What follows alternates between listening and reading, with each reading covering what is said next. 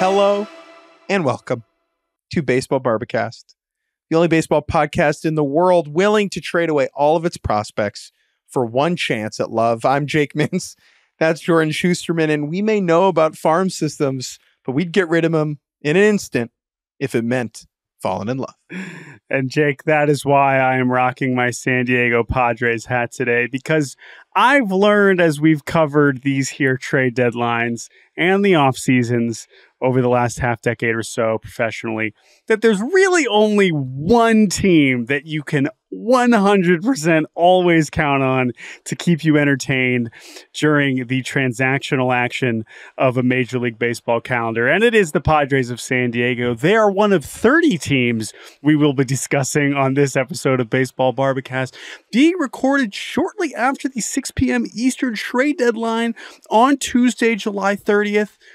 Historically, the deadline has been at July 31st, but the commissioner now has the opportunity to make it somewhere between July 30th and August 4th, I believe. This year, we get it as early as possible. July 30th. The trades were a-flowing over these last few days, Jake. We already covered a good amount of them on Saturday or on Sunday evening, but now the buzzer has sounded. Pencils down, as they say, and we got a lot of trades to get to, and we are going to be breaking it down team by team because that is really the only way we can think to organize it. And guess what? Your favorite team, my dear listener, you made a trade. That's right. Everyone dealt. Everyone smelt it, and therefore, indeed, everyone did deal it. We will go through all 30 clubs and tell you what we think about their deadlines. We will give them a grade. I've decided now I will pull a grade out of my tush. I will throw it right onto the team because people like easy things to understand. Yeah. And it's one of those things as we go, we'll go traditional division by division. I'm sure as we start flying grades, throwing grades around in the second half of the show, we're going to be like, oh, wait a minute. This is way better than the grade we gave them earlier, but we're going to do our best. And as always, we like to be comprehensive here on Baseball Barbacast, and that's what we're going to attempt to do. And a good teacher learns from their mistakes. That's one thing I learned when I was a teacher. One more nugget before we hop in to the podcast, Jordan. Yeah. Most years for the deadline, I go dark. Turn off my phone. Most is probably not the right word, but certainly for the last three seasons in 2021, 22, and 23, I turned my phone off and had the deadline revealed to me in one big blast from Jordan Shusterman. For reasons we did not opt to do that this year. We are sorry to the overwhelming number of people who were very disappointed. That shtick will return in the future. Do not worry. Yes. And I'm not going to say I'm disappointed because I understand the challenges that it was presented for both of us and our respective employers. It is a great bit, and I'm very proud of it, and I hope to bring it back in the future. However, we hope that people understand why it was maybe not the easiest thing in the world to do. Jake, you're recording this today from the Citizens Bank ballpark, where the Yankees and Phillies are playing. I know they're about to get started here. Shouts out to the Phillies for providing a place for you to podcast quietly and professionally.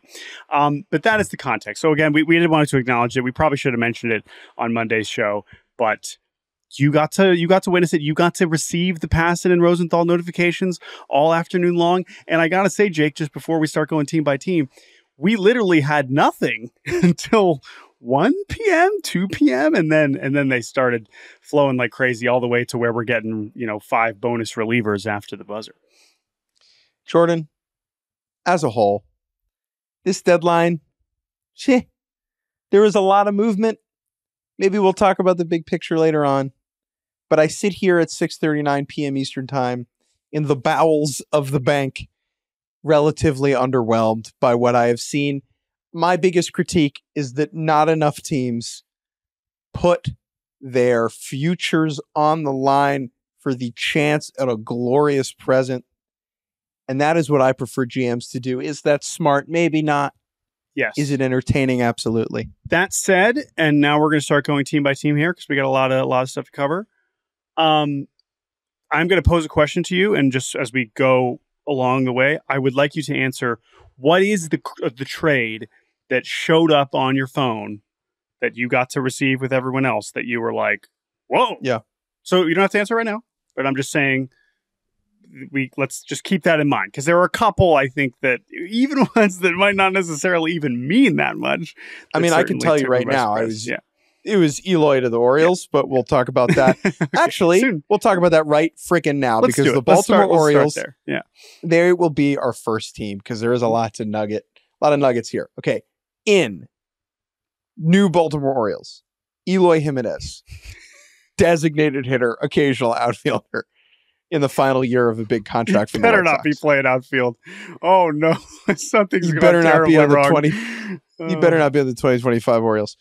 Austin Slater, depth outfielder from the Reds. Zach Eflin, number 3 starter from the Tampa Bay Rays. Christian Pache and Sir Anthony Dominguez coming in from the Phillies. Trevor Rogers, left-handed starter from the Miami Marlins. Oh, and what's that after the deadline? Gregory Soto, also coming over from the Phillies. I'm actually looking out the window here at Citizens Bank Park. I can see him driving away. That's not true. I made that up. Going the other way. The main thing's going the other way. Austin Hayes, Connor Norby, and Josh Stowers. Kyle Stowers. You're the 50th person to tweet or say Josh Stowers today. Sorry. Josh Stowers, I hope you're doing well. Shouts out. You are not part of this trade. That is Kyle Stowers heading to Miami. All right, Jake. The Orioles are one of the best teams in baseball. They improved in some way. Eflin certainly makes them better. We already saw him debut with them. They have got the bullpen. They've added pitching. That is a real thing. We'll get to Eloy in a second. How much better did they get? Is this, a sufficient kind of series of moves for a team that has a chance to win the World Series this year? No. They could be. These moves are putting a lot of faith in the Orioles' pitching development apparatus at the major league level. That is the case with Sir Anthony Dominguez, with Trevor Rogers, and with Gregory Soto. All of those guys have team control, which is something that teams like the Baltimore Orioles, who are, in quotes, smart, like to acquire, because you have the time to mold a player into something, and you have them for a long period of time. That being said, none of these players that they acquired, except for Zach Eflin, are sure contributors this postseason. That is the problem. Sir Anthony Dominguez and Gregory Soto were not really throwing high leverage innings for the Phillies. They were pitching. Being put into they were situations. Big league pitchers, yeah. The Philadelphia Phillies deemed, one of the other teams that is the best, deemed these two players unworthy of throwing high leverage innings for them in the postseason. Yeah. Right? Now, maybe the Orioles think they could tweak some things. That's fine. But the case is that there's work to be done there. And so that is why I would give this deadline for the Orioles a C freaking minus, because they left a lot to be desired. They maybe made some smart moves, but I don't think that they did anything that made their team drastically better this season. Their World Series odds do not jump up either this year or the next or the following. And I'm not saying I need them to trade Jackson Holiday for Tarek Skubal or anything, right? What I'm saying is they spent 2 prospect bullets in Connor Norby and Kyle Stowers, and they spent them on a pitcher, Trevor Rogers, who might not be that good, to a team with potentially a top 5 reliever in baseball, Tanner Scott, who ends up getting traded. Right now, we can debate whether or not the Orioles package was better than what they got, blah, blah, blah. The point is, they did not shoot for the moon. They did not go full in. The Baltimore deadline, to me, is half measures. Yep. I think it's a little bit more than that. I would give it a C. And yeah, that Rogers decision is one that is going to have to, I can understand with the years neutral, you're hoping that he could really be something for you moving forward. But I don't know if we've seen enough. I know the run profession's been better recently, but it's not like the peripherals are awesome and the stuff is awesome. And so that's going to have to return pretty quickly for us to feel really good about what they did here. And then Eflin, obviously, you're hoping starts the postseason game and is solid. One last point on the Birds.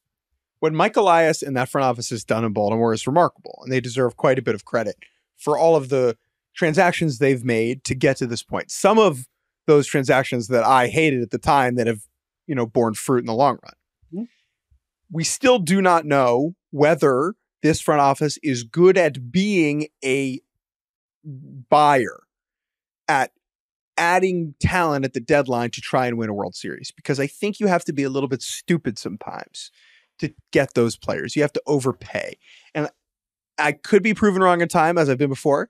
I just don't think the Orioles got impact, game-changing, season-altering pieces at a deadline where the door is open for them. Agreed. The last thing I'll say, then we'll move on to the Yankees, is still give them credit for Corbin Burns.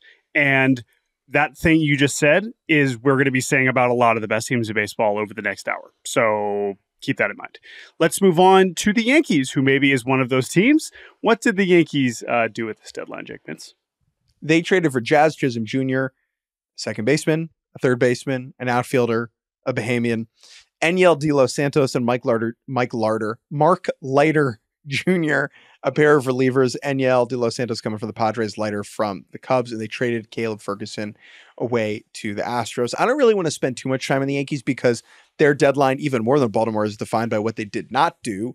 They did add Jazz. We talked quite a bit about that on our most recent podcast on Monday. You can go back and listen to that. And they really didn't do much since then. Leiter and De Los Santos are nice bullpen pieces, and it is a relief group that needs some help. But it just does... It feels like this team needed one more offensive boost, and that piece doesn't come. And for a fan base that is always hungry for World Series titles, it just doesn't feel like enough. Totally agree. I'm giving them a B- because I think the Jazz has real potential to be impactful, not just this year, but next year. I think Leiter is very underrated. I think he brings them the swing and miss that bullpen desperately needs. And considering the cost that they spent for Mark Leiter, who has multiple years of team control, I felt like they did really well there. I mean, we saw some of these other relievers with multiple years go for a ton. And, you know, I like Ben Cowles. I watched him hit home runs at the University of Maryland, but I think they'll be fine without him. So I'm giving them a B-. I agree. There's still a lot of questions about this offense, but now that they're getting healthier, which is not always a sure thing with them, I still feel like they got better. I think the Jazz, we've already seen it. I think the Jazz can definitely help them a lot. So B- for me for the Yankees. A C+ for me. And the reason I'm lower on it is because this was not the behavior of a team in a must-win season. That's true. And I think that's what they are. We can dream of Juan Soto dying in pinstripes, but that's going to be a debate. He's going to take the most money almost certainly, and that might come from somebody else. Mm-hmm. And if you only end up getting 1 year with this generational talent next to Aaron Judge, you have to make the most of it. And I don't think that let's say, like, just theoretically, let's say the Yankees make the playoffs, lose in the DS or the CS, Soto leaves. Are Yankees fans going to look back on this fondly? No, absolutely not. Yep. And I think that to me, that's maybe not how you run your team emotionally, but I think that's my takeaway. And I feel pretty confident that our producer, Yankee fan, Andrew Hartz, quite agrees with me. Yeah, Andrew, drop your grade for the deadline in the chat here, just so we can get confirmation. But let's move on to the Red Sox, because they are the third team in this division that is clearly trying to make the postseason this year. Hartz chimes in with a C+, so he's closer to you, Jake Mintz, which is fair. Let's talk about the Red Sox. The Red Sox, a team we were worried, wow, are they still going to consider selling, even though this team's actually pretty good? Their pitching has regressed a ton recently.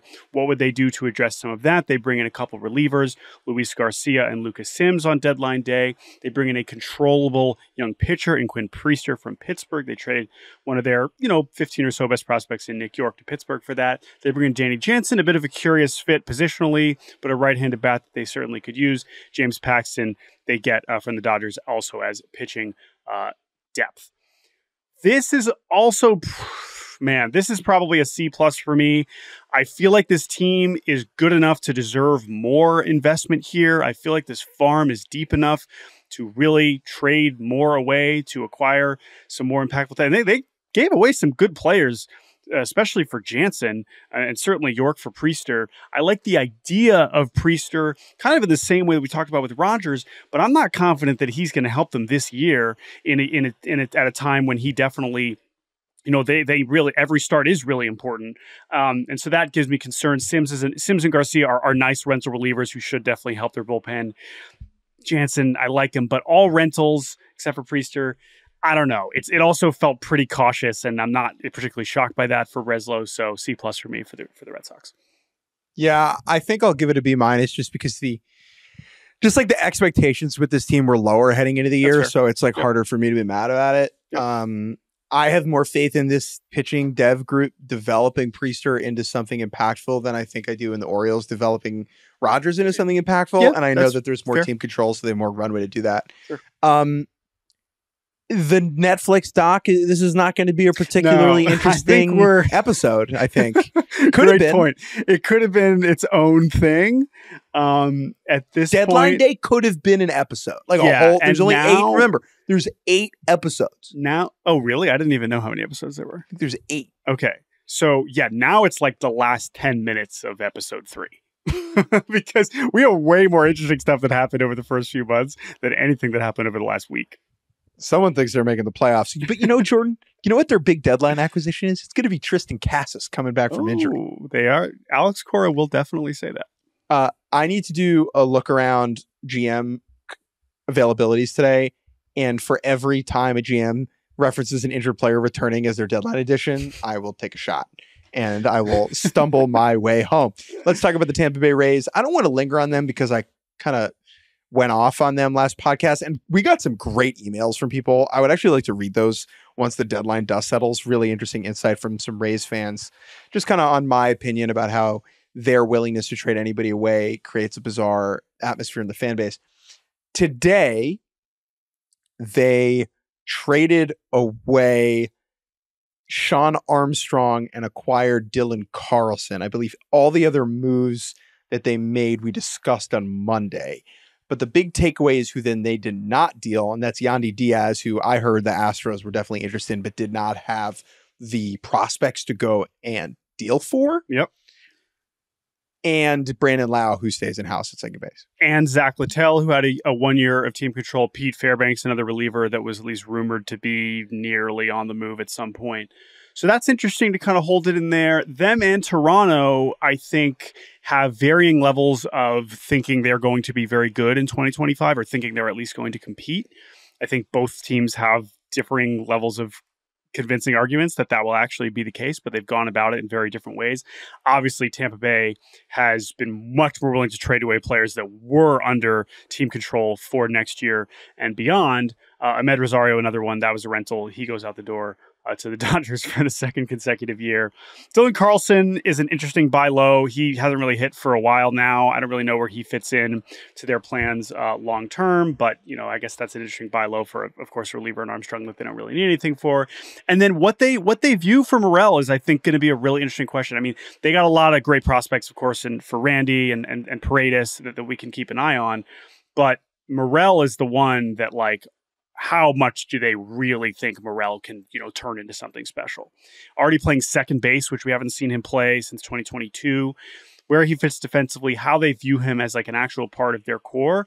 That is what I'm most interested in about what the Rays did.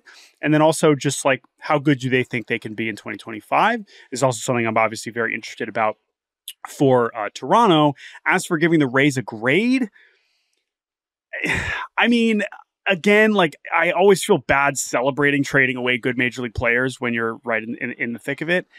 I liked a lot of what they got, but not as much as some of the other dramatic rebuilds, including Toronto and including Miami, who we'll get to later. So I still got to give it probably a C or a C+, just because, like, I trust them. I like some of the players that they got, but you're going pretty far backwards and you have a lot of questions about that roster next year. So maybe it's a little harsh. Maybe I'm overcorrecting because we've been giving the Rays too much credit. It's not bad. They did get a lot back, but I'm just going to go C+, maybe B-. Love this trade for the Rays. Who'd they give up? Who'd they get? Yeah.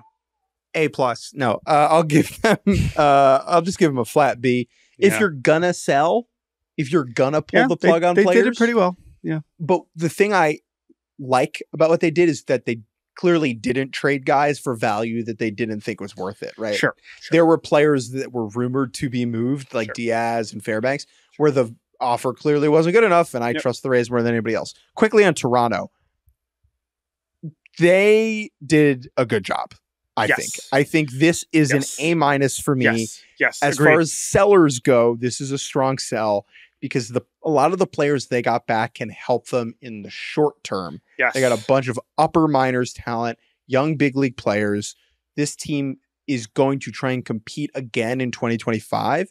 And from an optics perspective, that's the best type of selling at the deadline. Totally. And it's still a minus because this season is still an abject disappointment, like top 3 most disappointing seasons. But nothing about the 2024 Blue Jays deserves a plus. It deserves a plus or an A. Like, they still have a lot to prove because there's also reasons to still look at the team and be like, all right, great, I'm so glad you're still trying to win next year. But also, like, clearly it didn't work. And, like, you're kind of running it back in a lot of these ways. And a lot of these pitchers are older. They have a lot of questions, the pitching staff still. But as for the deals that they made, I mean, the Houston one, like, we'll talk about it more with the Astros in a little bit. But, like, wow. Again, getting 3 guys that are going to help you not just this year, but for years to come, for a reliever, for a starter in Kikuchi that is a rental. That's outstanding. I liked some of the other lower level prospects that they got in these other deals. Jay Harry, Charles McAdoo for IKF. The Jimmy Garcia ones feels a little light, honestly, when you see some of the other relievers and how good Garcia's been this year. But for the most part, I really like what they did. And I think in their situation, they recognized the situation. They held on to Vlad. Go extend Vlad. At some point, I'll do a whole rant on this in the next, 3 to 6 months. This should not be complicated. Just give him the Rafael Devers contract and move on. This is so easy. If you have this guy and he wants to be there, just make it happen. Again, clearly it hasn't for some reason at this point, but I really do think it has more to do with them than it does him. I would be giving him the Devers contract or some version of it and just going about my business because I don't know what else you want to see in someone you want to build around. Sure, he's a first baseman. Sure, the defense, whatever. The dude posts. The dude rakes. He's one of the most famous players in baseball. I can't think of anything else I'd want to build my team around, and I just hope they do that at some point. Like, do you want a Hall of Famer? He could be your best player in franchise history. It's like that's the thing. Yeah. It's right there for you. Yeah, make him the guy. Yeah. Let's move on from the AL East. They got a lot of our time because we are East Coast elitists. The American League Central did quite a bit less transactionally than the East. And that's just because, Jordan, Midwesterners are just backward folk like you. Mm-hmm. That's me. You know what it is? It's the phone lines there. It's just the information is slower. You guys are still on Telegram. That's, I think, the problem. Yes. Let's start with the Cleveland Guardians, who are still in first place. Guardians fans were not happy with how quiet they had been in the days leading up to the deadline, and then they swing a nice deal for Lane Thomas, the Washington Nationals. Outfielder under contract for next season. Sneaky, gaudy stolen base total. Absolutely torches left-handed pitching. Lane Thomas, perfect acquisition. I think they paid a hefty price. I think Jose Tena is very underrated. I like Alex Clemmy a lot. Nats did very well here, but Lane Thomas makes them better. And as we've talked about so many times with all these teams, very few teams actually have that many good hitters. So if you're able to add one to your collection of 3 good hitters that they obviously have in Naylor and Kwan and Jose Ramirez, one of the best players on earth, this is what they needed. He helps them now. He helps them in the future. They had the prospect depth to make this deal. I love it. This alone, it's a B+ for me. Probably still a B. I'm just going to say it's a B. You can maybe be more harsh. They needed more pitching. I think the Cobb move is nifty because I think he's almost back. And I think he does bring kind of him and Matt Boyd, who's also healthy, almost healthy, and will be back soon. Again, these are not sexy names. They're veterans. I do think they will help them. They should have done more with the pitching staff, but I do think that Lane Thomas makes them a lot better on offense. And I am going to give it a B, but I can understand still feeling like they should have done more with the pitching. Any team that's in first place and doesn't, by a significant number of games and just doesn't put their foot down, I will struggle to clap for them. And that is the Guardians, who currently have a pitching staff of Tanner Bybee, Gavin Williams, Ben Lively, Carlos Carrasco, and Joey Cantillo. Yes, Alex Cobb and Matt Boyd were both acquired by them. Are they going to be that impactful? TBT. I like the Thomas ad. I do. But if this is a team that's playing big games in October, I know the bullpen is freaking awesome, but they could have used another starter, and you don't get to do this every year. You're not going to be great every year. Last year's a great example for Cleveland, right? They made the playoffs in 22. We thought they'd be good in 23. They weren't, and they were disappointing. It's like when the doors open, you got to walk through it.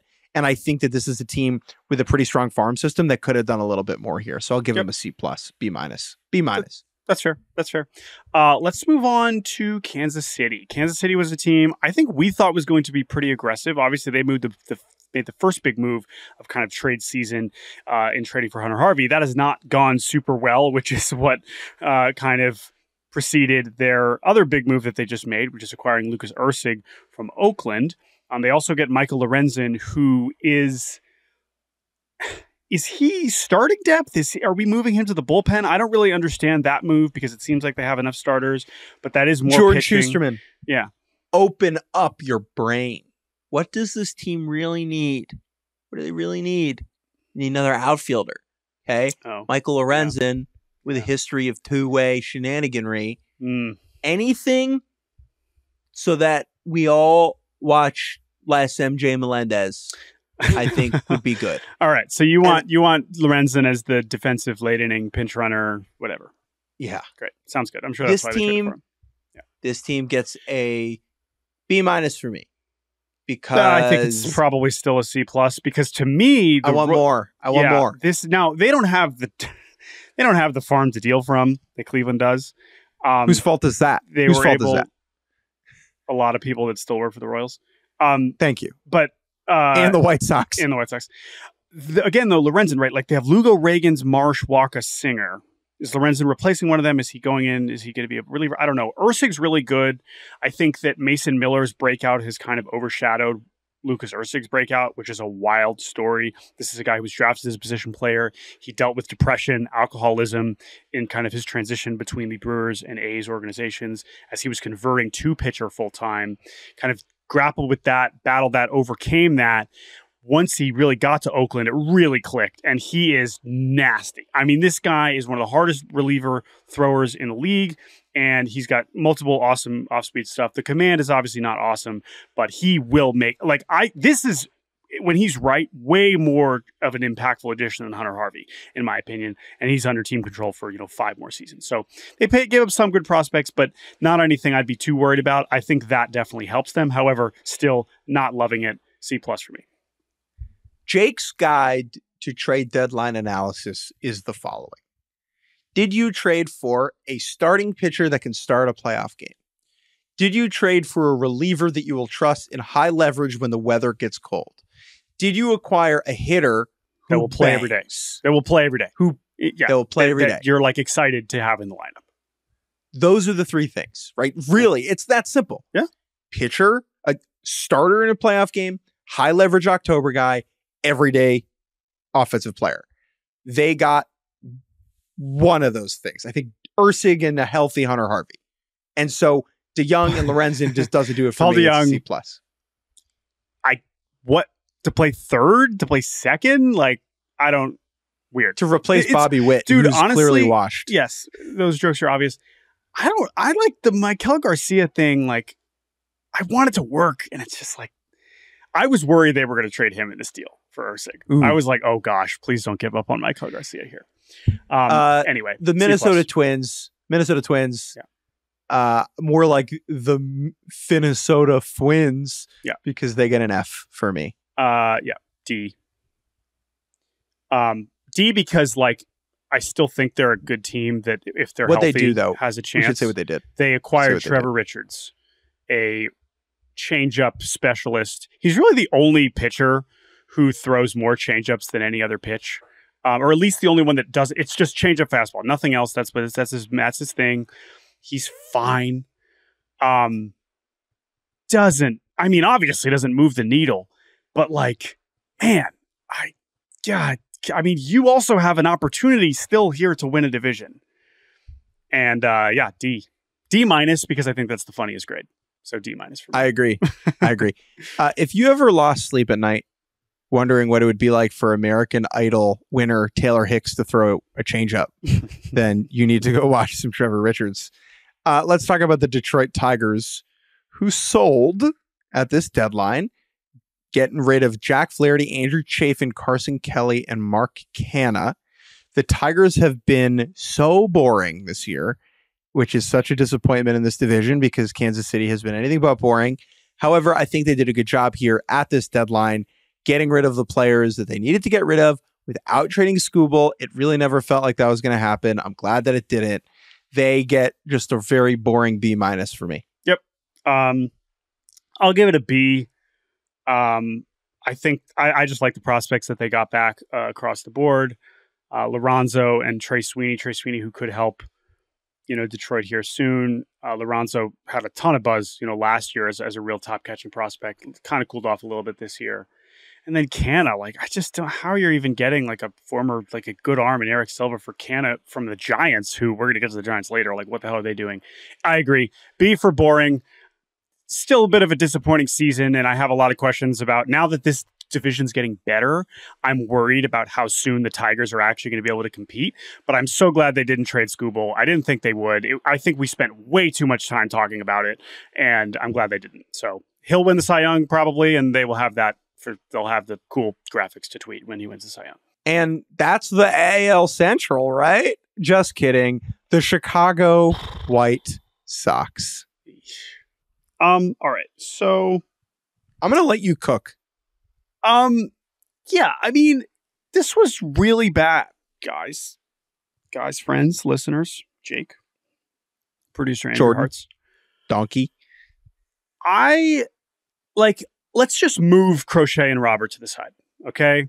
The Crochet. Unlike the White Sox, let's move these guys. Well, right. But truly, I don't even really want to spend too much time talking about how they should have traded Crochet. You could make that argument. However, because of the next part of this conversation, I don't trust this team to get the best players back for these two stars, Robert and Crochet. The Crochet situation is very unique and very challenging. So, whatever. It was going to be hard to trade them no matter what. I think they'll probably still try this offseason. We'll revisit that when we get there. Okay, great. You have three players that we knew you were going to trade for sure, right? In Fetty, in Pham, and Kopech. Fetty and Kopech with multiple years of team control. And for them to somehow package all of them into the same deal, 3 players, 2 with team control, and only get 3 players back, even if you are the biggest Miguel Vargas believer, who has crushed AAA for 1,000 plate appearances, has a great approach, has not done in the big leagues, but fine. Okay. I don't know what the ceiling is for that. Okay, fine. Albertus and Perez are in A-ball. There's promise. Perez was a futures gamer, but these are not, oh my God, they are one, adjustment away from becoming top 25 prospects. And why would I believe that the White Sox are going to be the team to be able to get them to do that? So to combine all of these into this package and to trade Pham, right? There's so few hitters available. You couldn't get another price. To get 3 players for those 3 players on its own is just bad process. It's just weird. It just doesn't make any sense, right? It doesn't mean that you're going to be able to somehow coax and overpay. It's not 1-to-1. It's not a guarantee that the Astros would give up the same package that they gave up for Kikuchi for Fetty. I understand that, but I just don't get how this is all you can get back. Even Tanner Banks, who's quietly a really good reliever with multiple years of team control. I didn't see exactly I think they got back William Bergoya, who's a minor league infielder, who's again, reasonably promising.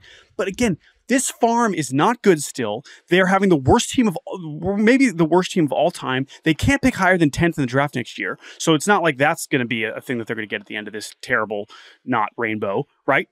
This is an opportunity to get more back at all levels, and they just didn't get very much. And that is embarrassing. F plus because Lorenzo is cool. Or sorry, that's not Lorenzo. What am I talking about? That's the other trait. Yeah. F plus because why? Why is it a plus? Because Albertus is from Aruba. No. And if it becomes awesome, you will have the whole country of Aruba cheering on the White Sox. No. F plus. And here's why for me. You could have just gotten more players. You need more players. It's very difficult to identify who is a difference maker and who is not. And you notice that what smart teams do is they acquire a lot of players and then they hope in a lot of trades and they assume that some of these guys are going to hit. They have now banked this deadline and their future, a significant part of it, on 3 individuals. That, in my opinion, is bad process and unwise. And I think if you asked anybody else around the game, in basically every other organization, they would agree with you. Let's take a quick break and stop dunking on the Fwight Fwacks who get an F. And when we get back, we'll talk about the American League West. And welcome back to Baseball Barbacast. Jake Mintz, Jordan Shusterman. Let's zoom out west and talk about the Houston Astros, who acquired Yusei Kikuchi and Caleb Ferguson at this deadline. The Yusei Kikuchi ad is another one of the big eyebrow raisers at this deadline. I'm going to talk about why Kikuchi, the player, is underwhelming, and then you can talk about why the return the Blue Jays got seemed pretty steep as a price for the Astros to pay. Kikuchi is a free agent at the end of the year. And so when we talk about team control, there's nothing here, right? It's just the rest of the season. It's 10 starts and whatever playoff starts he makes. That's the other thing. Is this even someone who is starting a playoff game for you? I would say no. If Justin Verlander comes back healthy, he's the 1. Framber Valdez is the 2. And Ronel Blanco and Hunter Brown right now would both start playoff games over Yusei Kikuchi. Yusei Kikuchi throws with his left hand. That means what? A lot of right-handed hitters are going to face him. Where is a good place for right-handed hitters to hit? Oh, Houston, Texas, where you just have to pull the ball in the air over the third baseman's head and get it into the Crawford boxes for a home run. Kikuchi started off this year very strong. His off speed has gotten absolutely pummeled into the earth for the last 2 months. I think he's fine. It's not a game-changing pitcher. However, it is the price they paid for that. Yeah, and I had the same question too. It's like, oh man, is he even starting a postseason game? I think that the price that they paid, which we'll get to in a second, is reflective of either they just think Yusei Kikuchi is awesome. That's a possibility, right? And they think that he's a lefty that throws 97 and like there's only so many of those and he's a starting pitcher. Okay, great. That's one option. 2, they do not know when Justin Verlander is coming back. And combined with 3, which is like this team has been ravaged by injuries on the mound and they're basically just trying to cover their ass for when the next guy goes down, which could be Framber Valdez, who, remember, had forearm issues earlier this year. Could be Ronel Blanco, who's now, I assume, also probably about to set a career high in innings. Then Hunter Brown has been so volatile over the course of his young career that you don't really know what you're getting from him. All of that said, right? So like in that way, that is how I would explain it away. If I'm Jeff Bagwell or Dana Brown and someone comes into my office, I'm like, what were you thinking? That's what I would say, right? That would be my explanation. However, based on how Kikuchi's been pitching and his flaws that you just described, and the fact that it's a rental, that, again, like you better hope this dude's winning playoff games for you. Trading away 3 players who, not just 3 good prospects, 3 of your best prospects at the top of a weak system, 3 guys that were already helping you this year. I know Bloss has not been good in his few starts, but Lo Perfido was on the roster. Will Wagner also in AAA having good success. That is what is just so shocking because you're dealing from depth that could still be important this season and in the immediate future next year, right? So it's really quite the move and why we are so high on it for Toronto, because it's all 3 of those guys are going to help either down the stretch this year. You can. It's great right now. The Blue Jays can see what they have in Bloss, see what they have in Lo Perfido, and see if those guys in Wagner and see if they can really help them in 2025. That's why we really like it for Toronto. And Bloss is the one I want to focus on here because he's the one I think with a chance to be a legit middle of the rotation arm who could one day start a playoff game. It's just a really, really, really good fastball with a ton of carry from a high slot, mid-90s velo. He was drafted last year out of Georgetown and was pushed to the big leagues so quickly, in part because Houston had so many injuries. You give this kid a little bit more developmental cooking and he's going to turn into something pretty special. And so I don't think it's out of the question to say he could be better than Yusei Kikuchi in 2025 in the major leagues. Yeah. And the Blue Jays have him for a long time. But I think one for one, that deal could have made some sense. Sure. But adding in Lo Perfido and Wagner just makes this a very steep price to pay. Right. And again, like we don't want to be too hypocritical because of what we were talking about earlier, right? Like we do like teams who are in the window to win, that we like them to try, right? So in that sense, like I'm never going to be too, but again, that doesn't mean you can't evaluate the return. And obviously the key thing here is how good is Yusei Kikuchi? That is really the whole thing that we're talking about. And we are obviously going to find out in the very near future. And quickly, this is a team that still has a bunch of flaws. I mean, they really need another bopper. They really needed another guy who can make a difference on offense. And I know they just called up Pedro Leon, one of their top prospects. Yes. Still. Yes. C for me for this deadline, because it could really blow up in their face both now and in the future. Very curious about Pedro Leon. He's been in AAA for the last 3 years. He was a top prospect at one point. Huge tools. Can he actually rein in the plate discipline and become something impactful? We're going to find out. C for me too. Seattle Mariners, not that active today. Their only move on deadline day was acquiring JT Chagua from the Miami Marlins. Their other moves before today were to trade away Ryan Stanek and then to add Jimmy Garcia, Randy Arozarena, and Justin Turner. We talked about Randy. We talked about Jimmy. Let's talk about Justin Turner very briefly. Yeah, I mean, I think we knew that the Mariners were going to try and add at least one more bat. This is an interesting one because Justin Turner is the oldest hitter in baseball. He turns 40 like right after the World Series. His power is gone. Like there's really no slug left in there. And I don't expect that to suddenly return hitting in Seattle. However, the dude still kind of rakes. Like he still makes more contact than almost any other hitter in the league. He's a really tough at bat. He's still drawing walks. He's still putting the ball in play. He's still hitting lefties very, very well. And I would just say that like he also makes them better, right? They moved on from Ty France. He's going to help them at first. He's going to help them at DH. And I think combined with Randy and combined with Garcia, who at least among the relievers that moved this deadline, I know he's a rental. They didn't give up that much. B+. Like I know Mariners fans wanted more because the offense has been so bad, but like it's one of the better deadlines. I really think it is. Like Randy alone obviously puts them in a pretty rare category because of how few impactful hitters moved. But I think it's about as good as they could have done. Like I guess they could. They didn't trade away any of like the top first round guys. I'm pretty satisfied. I think you got to give it to him. Let's review Jake's checklist. Did they get a guy who bangs? Yes. Did they get a guy you can trust in high leverage situations in the playoffs? Yes. Jimmy Garcia. Did they get a starting pitcher? Didn't need to because they already have 50 of them. So I would give them a 5 really good ones. Well. We should say they don't have 50 anymore, but 5 really good ones. Justin Turner, who will play every day. So B+, maybe an A-. Good job, Mariners. Speaking of A-, not the Texas Rangers are confusing. They traded away Michael Lorenzen to the Kansas City Royals and added Carson Kelly, a catcher from the Tigers, and Andrew Chafin, a reliever from also the Tigers. Yeah. Yeah, I don't know why those were 2 separate deals. I don't know why we had to split up the Carson Kelly and Andrew Chafin transactions. First of all, Andrew Chafin, still good. Don't know why a bunch of other teams that in theory are going for it a lot more aggressively would not want to trade for Andrew Chafin. That makes no sense to me whatsoever. Look, so that's the guy nicknamed the Sheriff going to play for the Rangers. Great. Sure. Like great. Good. He helps them, but you traded Lorenzen.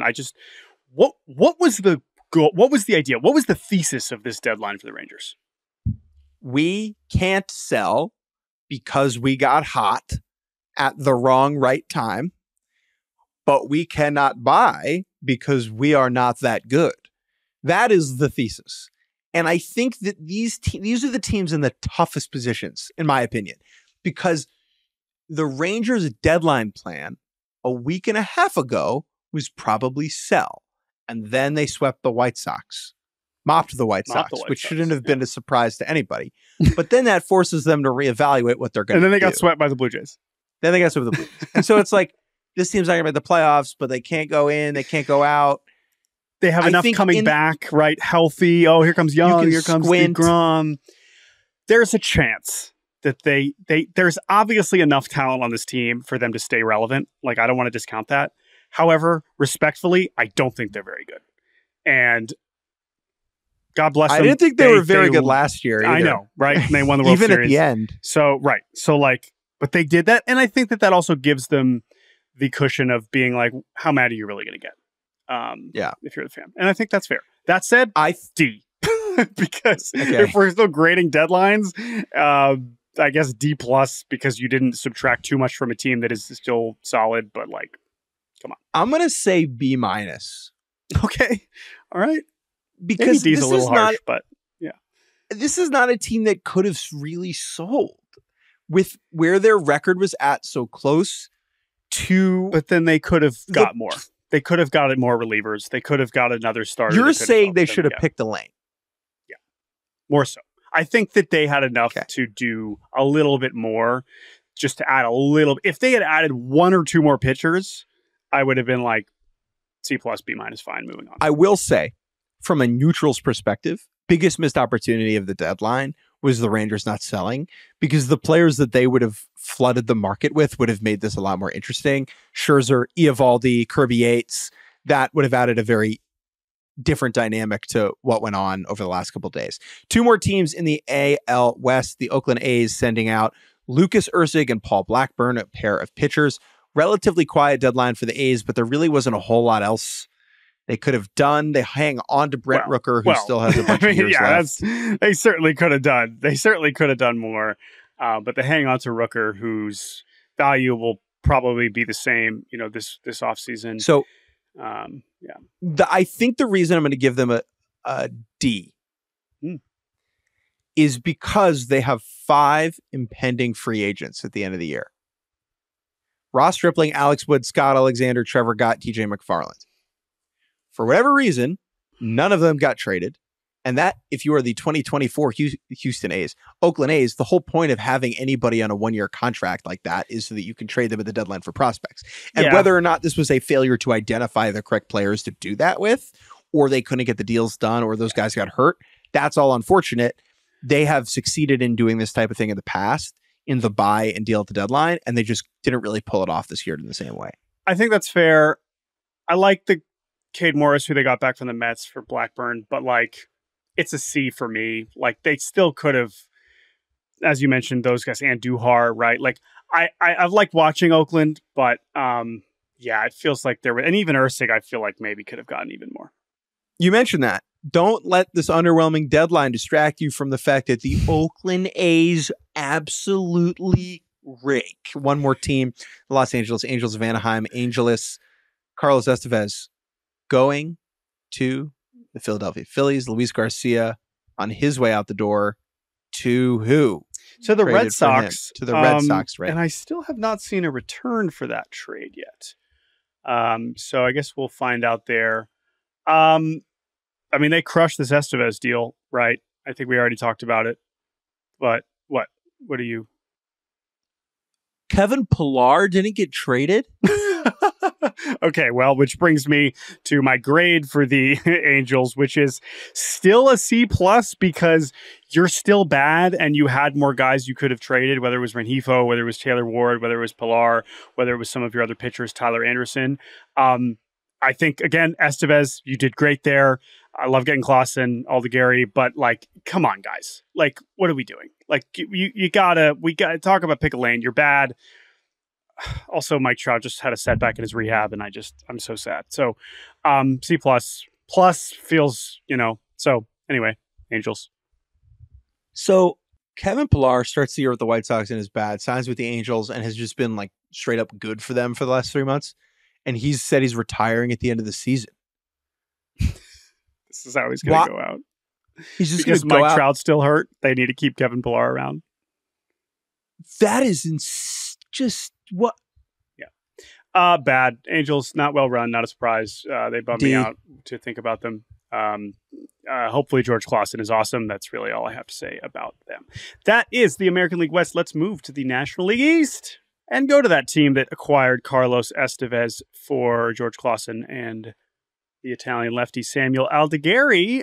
They get Carlos Estevez for the bullpen. They trade away Gregory Soto and Sir Anthony Dominguez. So Estevez in. Tanner Banks in, lefty from the White Sox, sneaky solid. Not, probably not coming in and giving you a 1, 2, 3 in the NLCS, but maybe, he's fine.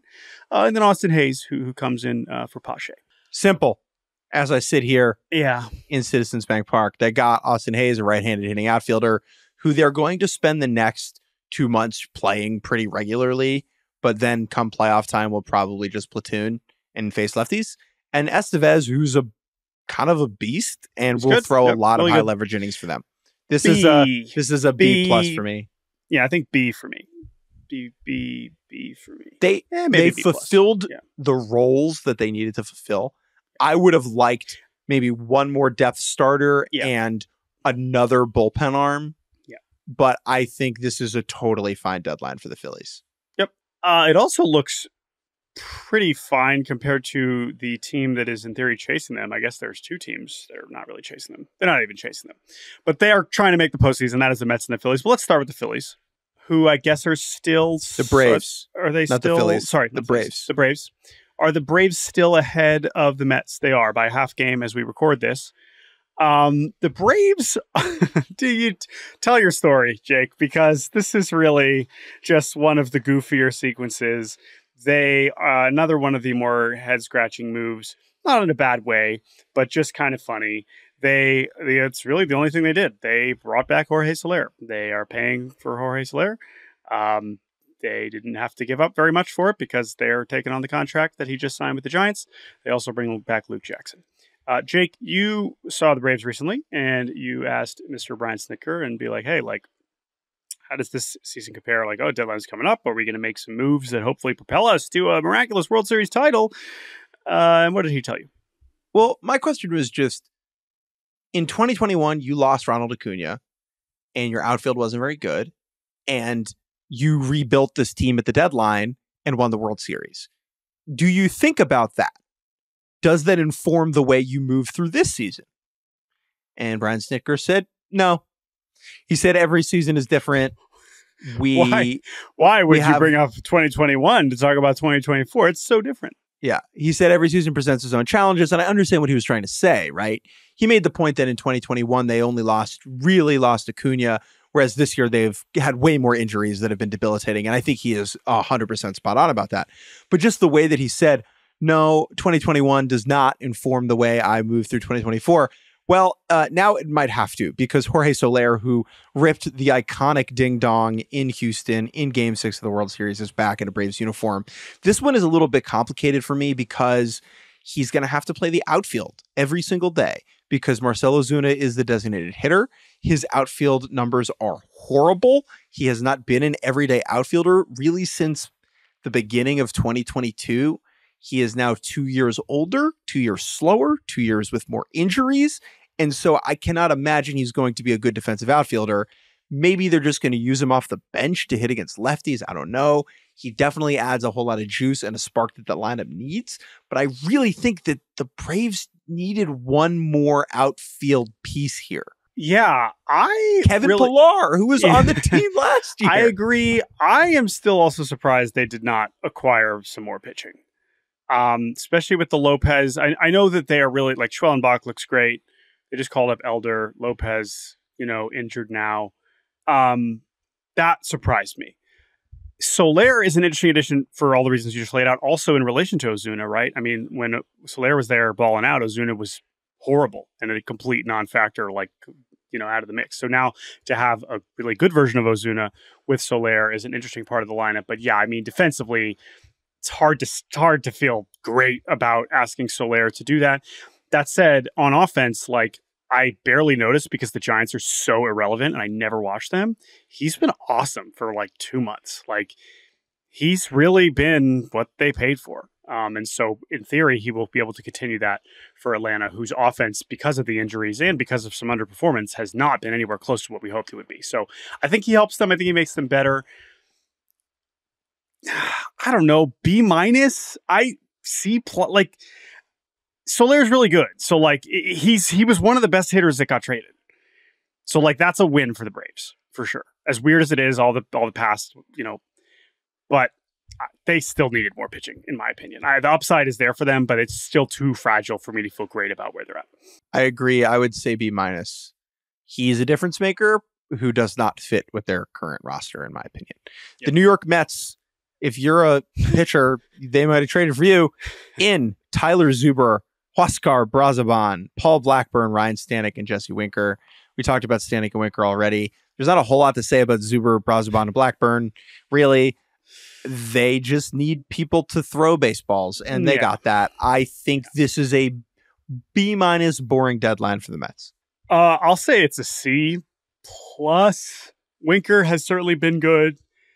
And, but like, if they're actually going to stay in it, they probably needed to do more with the pitching. And I know I wasn't expecting David Stearns to just start mortgaging in the future, but it's kind of like Boston, where I feel like you've proven you're good enough to where you kind of owed your roster a little bit more. I think that would be the simplest way for me to put it. So whatever I give the Red Sox, I would give them the same grade. If they had done this deadline and Kodai Senga hadn't gotten hurt, I would have given it a better grade. But like, that your best pitcher is probably out for the year and your team is still worth investing in, and yet you don't add that impact starter. Also, it's like, Paul Blackburn's great. Oh, he's under team control for next year. And I'm like, all right, great. What the hell is the rest of the rotation? I'm like, if we're thinking for next year, I'm like, all right, well, I still have a lot of questions about who's pitching for the Mets in 2025, let alone for the rest of this season. C plus, I guess, is fine for them. The Nationals of Washington. I think they could have done more. I really am surprised they didn't trade Finnegan. I know he gave up 1 million runs last night at the worst possible time. I still felt like just that was the time to cash in on Finnegan. They did well in the Thomas trade. They did well for Winker. They got a good pitching prospect back. They did well for Harvey earlier. So B, I think B, maybe even better than that. But I still feel like they could have dealt away more and gotten even more and hopefully spend some money this winter and try to be solid next year. Yeah, I think I'll give them a B because they did sell.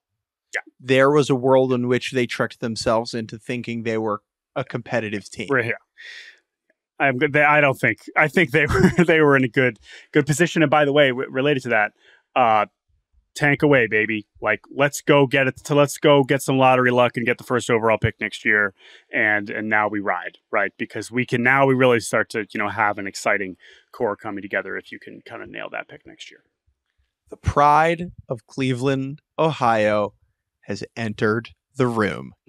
Big Pete, Peter Bendix, the Pobo of the Miami Marlins, walked into his kitchen, pulled out his tools, and got to cooking. This is what we call a fire sale, ladies and germs. He ripped everything out of his apartment and threw it out of the front yard and said, please take free. Not actually, though. Not free. The prices quite the opposite. High. I guess Josh Bell Look, didn't cost anything. Yeah. Here's the deal. Okay. I wrote about this extensively at the beginning of the season. The Marlins are bad. They're an embarrassment. Peter Bendix took this job because he knew he could tear it down and build it up the way he wanted to, right? This was not a team, an organization that was going to be competitive this year or the next, and he knew that. Second, Yuri Perez's arm went kablooey. Peter Bendix got to crunching those numbskis, okay? Big time sell time. And so I think, with all that understood, he did a pretty good job here. Oh, yeah. Acquiring prospects for Major League Baseball players. Still an A- because, again, they're so far away from being good. And so like far. They're in the NL East and they're the Marlins. And like, I still have so many questions about how this will actually come together. But I mean, clap it up. De La Cruz, Brazaban, Jazz, Shagwa, Bell, Tanner Scott, Brian Hoeing, Trevor Rogers, A.J. Puck out the door. I think they got 15 prospects. I don't know, some absurd number. Guys, I mean, we could do a whole podcast on all the guys they got back, but I will just say broadly, I very much like the guys that they got back. The De La Cruz return, I thought was outstanding. The Korean right-hander that they got from Pittsburgh, if he is healthy, he could be a top 100 prospect in 18 months. Like, not to mention the giant haul from the Padres. They had guys that are going to help in the big league soon, guys that are far away, pitchers of all calibers, like just a sensational collection of prospects, and hats off. The sheer logistical lift yes. of this. Clinical. Trading a player takes time and effort and communication and logistics. And for them to trade this many players in this short period of time and not get overwhelmed by that, gotta say, pretty impressive. A- to be able to do all of these deals and find time to tell Craig Mish that you're doing them. I mean, amazing. Hey, Marlins? Yeah. Marlins? Make us proud. A-. Come on, Marlins, make us proud. We're going to take a break, and when we return, 2 more divisions to recap their trade deadline activity. This might be our longest pod of the year, and I don't care because I'm having fun. We'll be right back on Baseball Barbercast. And welcome back to Baseball Barbercast. Jake Mintz, Jordan Shusterman, National League Central, leading that division, the Milwaukee Brewers. They made one move. They traded for Frankie Montas. He will start a postseason game for them. In fact, he might start the first postseason game for them. Wow, whoa, Freddie Peralta, has some horrible illness, maybe. But Frankie Montas has not been very good. Frankie Montas did start on opening day for the Reds. Frankie Montas is still throwing pretty hard. His splitter is still pretty good. However, obviously has been a disappointment for what now he's been healthy, mostly healthy. The Brewers pitching situation, like they did with the Giants, like, okay, if you compare it to Cleveland, right? We've been comparing both of those teams for a lot of the same reasons. Situations. First place desperately needs pitching. Really? This is your answer for the pitching? Montas versus Alex Cobb and Matt Boyd? I don't know. I guess Montas probably has a higher upside there. And Montas is healthy right now and will slot into the rotation right now. They just need innings. But after losing, Christian Yelich, man, I don't, again, not that many impactful bats out there. Would have liked to see them do a little bit more, especially with what St. Louis did, which we'll get to here in a second. I'm a little worried that this is going to slip away for them. Kevin Pillar. They traded, yeah. So C+. C, I think. I'm the lowest on Montas, so I think it's a C for me. It's a C. Yeah, they really did love him in Cincy, though. They did. They absolutely loved. They loved. They loved the man. Frankie Montas was awesome. Like, even being around him in the first couple months in Cincinnati, like, he is an awesome dude. They loved, but like, as a pitcher, I'm just not that much of a believer. Great. So prove me wrong, Frankie Montas. From underwhelmed to overwhelmed. I think this is the A. I think the St. Louis Cardinals get the A. The best. You can't spell best fans in baseball without an A. Yeah. Interesting. It's a strong argument. They didn't have to give up any prospects of note with respect to Oliver Gonzalez doing his best in the DSL. And they gave up a player in Edman and I guess Carlson, right, who have been non-factors this year. Edman, because he's been injured, hasn't played a game. Carlson, because he's obviously just fallen out of favor and not a part of their team. To get one of the best starting pitchers on the market for this year and next year, and Tommy Pham, who I think will help. They needed a right-handed outfielder. Armstrong, who will help the bullpen in some forms. I don't want to go too overboard here. They could have used one more thing. You're right. Yeah. Did they get that much better than, like, I think it's a B+ still, because did they get that much better than, like, the Mariners got? Not to keep Let me going back it to up. them. No. Can I edit? But they didn't have to give up anything. So can I edit? That trade was an A. Yeah. Deadline B+. Trade A, deadline A-. Yeah. Pham walking back into that room. It's going to be just sensational stuff. He brings the heat wherever he goes. Yep. Fetty will start a postseason game for them. I think and so. Then Armstrong. He's fine. He hasn't been great this year, but like he'll help in some form. But Fetty, Fetty's interesting, right? Because Lynn, Michaelis, and Gibson, Fetty now at 31 is just like, young pup here coming into the Cardinals rotation. I'm just looking like Gray's obviously game one, Michaelis, no shot, but like Gibson and Lynn have been exactly what you paid for. I'm not feeling awesome about either of them starting a playoff game, and that's obviously why they traded for Fetty, but like they also didn't give anything up for Fetty, so maybe he's just covering innings. So they didn't get that much better, but they got better, and not that many teams did meaningfully, and they didn't give much up, so B+ for the whole deadline, A for that trade for sure. How did the Pirates do? Here's how I feel about the Pirates. You ready? Yeah. Nah. Here's my grade for them. B-. C++? Yeah. glad they didn't go backwards. They got major leaguers that will help them. IKF, I guess Brian De La Cruz, Jalen Beeks, Nick York I like. But they traded away some prospects that I do like. And I don't really know if this is really getting them out of the middle in any sort of meaningful way. So, you know what? I do think C+++++ is better than B-. I just wanted more than this. The Pirates are working from a starting point where they need to wow me to make me believe, and they did not do that. And for that reason, they get the first ever C++++ in grading history. The Chicago Cubs had a perplexing deadline, acquiring Isaac Paredes, acquiring Nate Pearson, and sending Christopher Morel and Jack Leiter. God dang it, Jake. It's okay. You're not the only one. Mark Leiter Jr., not Jack Leiter, sending him to the New York Yankees. Cubs deadline is weird. They're the team most planning for 2025 in 2024 without really trading for prospects. This team, I don't think there was much else they could have done given how poorly they've played and how rinky-dink they kind of were assembled. And I say that as someone who picked them to win the division. I have egg on my face. I think the mistakes they made before this made this deadline underwhelming. The deadline itself was fine. I'd give it a B-. Yeah, because I think Paredes does make them better this year and next year, but it does raise some questions. And we mentioned it kind of a few weeks ago when we were projecting ahead, like they don't have a lot of flexibility here. They didn't have the contracts to pull off a deadline like Toronto and say, all right, this year didn't work, but we'll try again next year and we'll reload.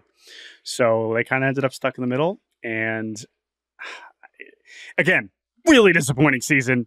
Like we said, not the plan for Craig Counsell year one.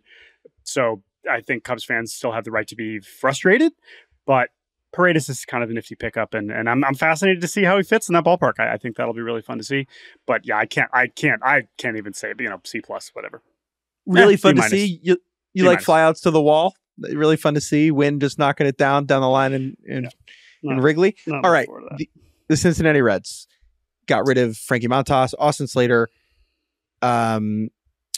Lucas Sims, acquiring Ty France, Jacob Junis, Joey Weimer. They did not buy. They did not sell. Really, they just kind of shuffled the chairs here a little bit. I would say that they sold, but they kind of did what the Rangers did with more transactions. A little, but they didn't win the World Series last year. I don't know if you noticed. And so it's a C for me. Again, they didn't have that much they really could have done to sell or would have made sense to go that far backwards. It's been obviously an injury-riddled, disappointing season. It's kind of an interesting bet on Weimer. Like, I don't know if that's like, maybe they couldn't have gotten any more than him for Montas, but I am curious to see what they can get out of him. And, they got a lower level prospect for Sims. So, yeah, I don't know, man. Yeah, they got Ty France. Like, there's no way they're paying what he's going to want in ARB or need in ARB next year. So he's just like, I'm not really sure what his long-term purpose is there. Unless he suddenly all-star Ty France again and you want to give up on Encarnacion Strand. So C for me, that's what is on their hat. And that is a grade I am giving them for the deadline. Love that. I'll give them a C too. National League West. The Los Angeles Dodgers acquired Jack Flaherty, Tommy Edman, Ahmed Rosario, Kevin Kiermaier, Michael Kopech, and sure, Brent Honeywell Jr. We'll tack him onto the end there. Flaherty is the big one. He comes over from the Tigers in the middle of something of a bounce back full season for the right-hander. He's from Los Angeles. He'll be a free agent at the end of the year. Kind of a rental. They paid a pretty decent price to go and get him. Does he start a playoff game for them? I would say right now, yes. I would say he does. Now, again, the Dodgers have had so many pitching injuries, and it's just unclear who's coming back when and what they'll look like when they come back. Bobby Miller could start game 2, or he could not throw another big league pitch for the Dodgers, right? But like Walker Buehler could be totally butt or start game 1. We just don't know. Jack Flaherty coming to LA gives them more cushion. This is a perfect example of the Dodgers looking around and being like, all right, no one else wants to trade for Jack Flaherty? Sure. whatever, right? There are all kinds of other teams we've already mentioned where it's like, really, you couldn't use another starter? And the Dodgers have so many prospects that they were able to wait out to the literal last minute and be like, all right, fine, we'll get Jack Flaherty. Maybe he starts for us in the playoffs. Maybe he doesn't. But it's a nice, expensive luxury insurance policy for all of our injured pitchers. So in that sense, I think it's pretty good. I think Edman and Rosario are very interesting pickups. Edman could prove to be very good, but has a lot to prove there. Kiermaier certainly gives them center field depth that they've needed. I think it's a B. I think it's a B for me for them. Maybe that's a little. Kopech also, I think, could actually end up being real. I would not be surprised if he's kind of awesome for them and he's in their team contract. So, yeah, maybe even still a B plus for them. I think they actually did okay considering how few impact players actually ended up moving. Yeah. Again, is this a team going for it? Well, no. Well, I mean, is anyone though? Yes. It doesn't undo what they've done to this point. I mean, yes, of course they're going for it, but right. This is it's a bit of an underwhelming deadline, but it's important to remember all they did during the winter. You're right. I would also give them a B. San Diego Padres. Nobody wins the deadline like A.J. Preller, baby. A-, baby. Who cares about the prospects? They'll regenerate another wave of them before you know it. Yeah. Just you wait. Cash Mayfield, I know they just drafted him. He'll be headlining the next deal. So don't you worry. They traded a crazy amount, an absolute wild number of players to bring in to put together what could be one of the best bullpens in baseball, right? I mean, that's kind of the idea here. To get Tanner Scott, to get Jason Adam. Now you have him. Jeremiah Stroud has been one of the best relievers since he's kind of slotted in to their late inning roles, and then Robert Suarez, one of the best closers in the league. So that's what they're going for. We knew there wasn't a whole lot to do on the position player side of things. So now you hope you get healthy and stay healthy.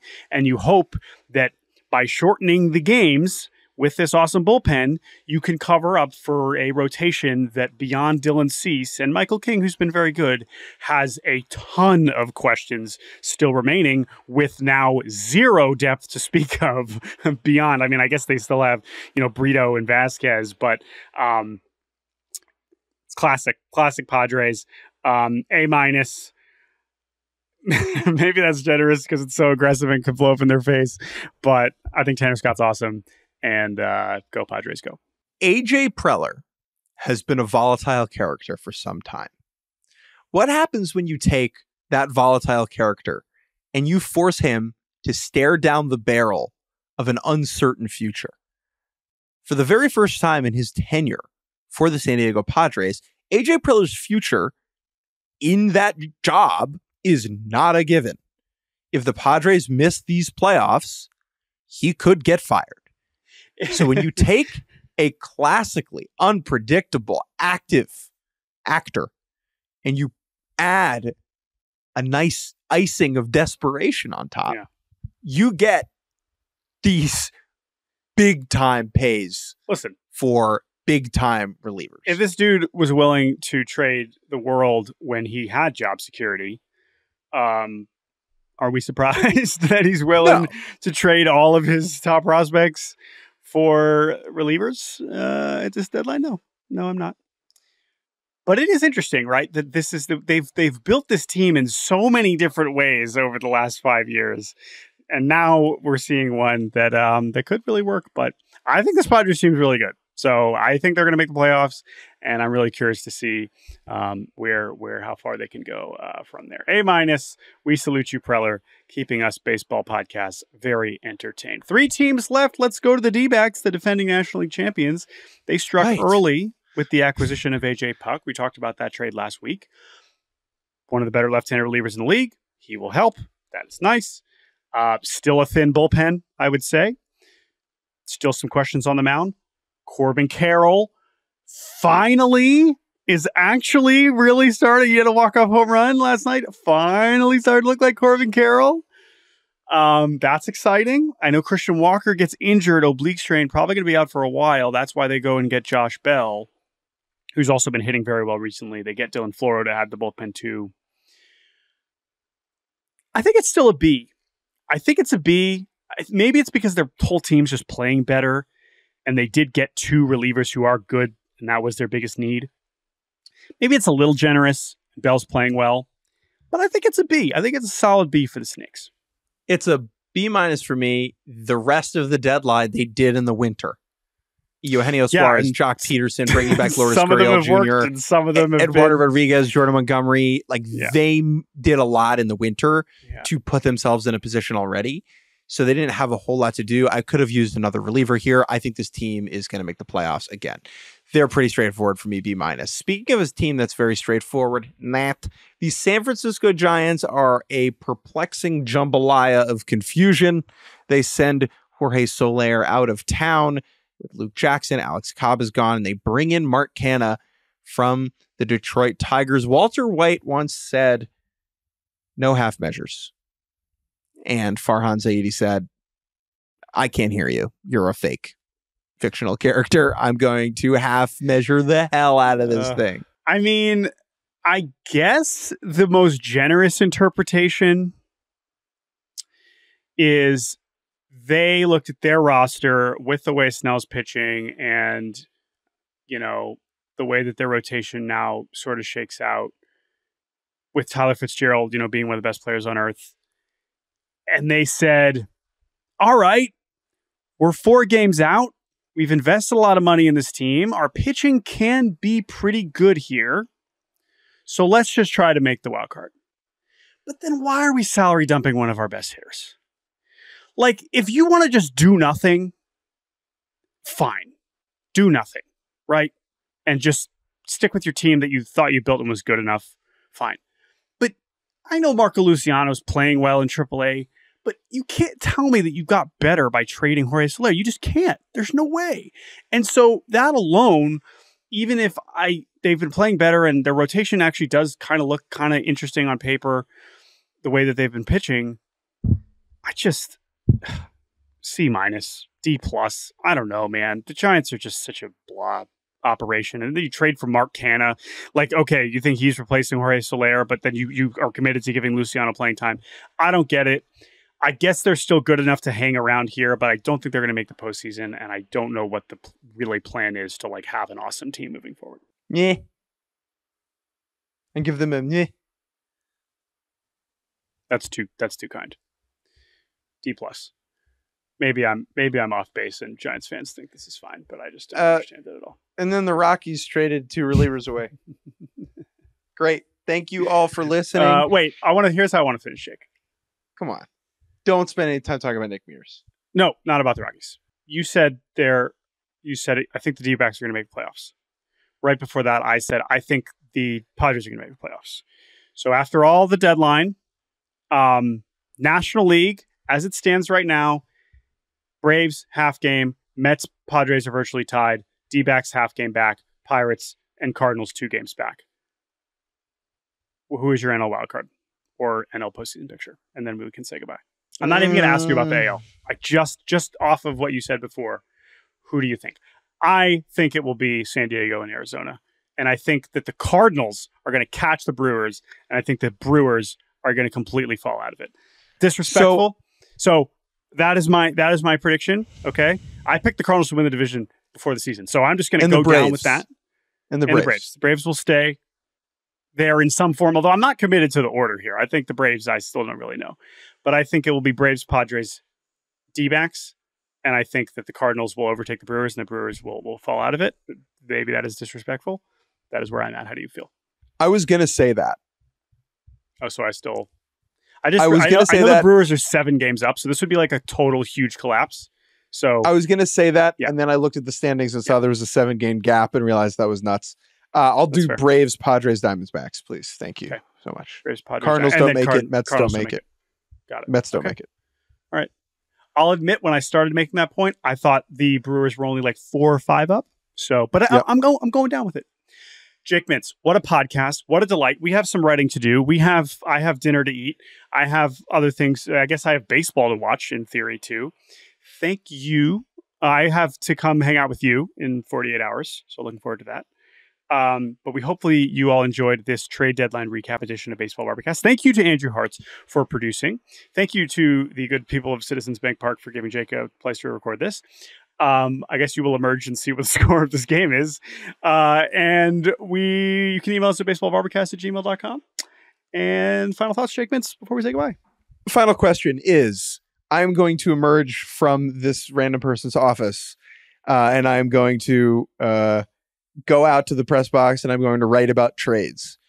Do I get to tell someone I went to the ball game, or that I watched the game? Yeah. That I how do I phrase that? Yeah. Oh, I haven't watched a pitch. Yeah, no, you went. You were there. You were at the Yard. I was at the game. You were at the game. Justin Turner, RBI single. Mariners up 1-0. Mariners deadline A++++++. And we will talk to you guys all later this week.